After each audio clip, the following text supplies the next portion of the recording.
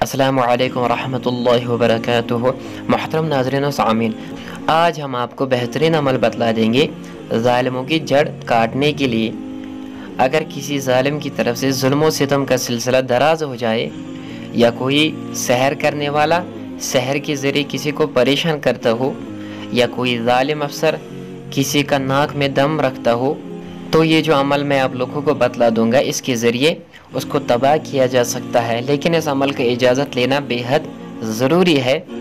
अमल जो है वो ये है, निस्फ शब के बाद आपको 2 रकात नफल इस तरह पढ़नी है कि पहले रकात में जब सूरह फातिहा के बाद पहले रकात में जब आप सूरह फातिहा पढ़ेंगे, उसके बाद आपको पढ़ना है हस्बुनल्लाहु व निअमल वकील। इसको 980 बार पढ़ना है।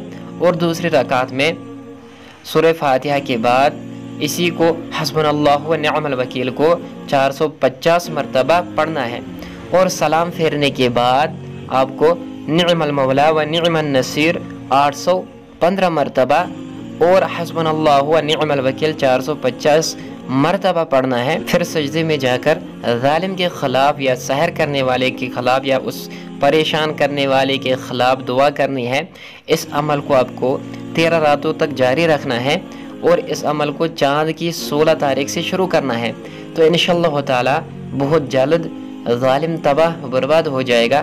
मुजरब अमल है, लेकिन इजाज़त लेना ज़रूरी है। अल्लाह ताला हमें ज़ालिमों की जुल्म से, शरीरों के शर से, हासिदों की हसद से हिफाजत फरमाए। आमीन।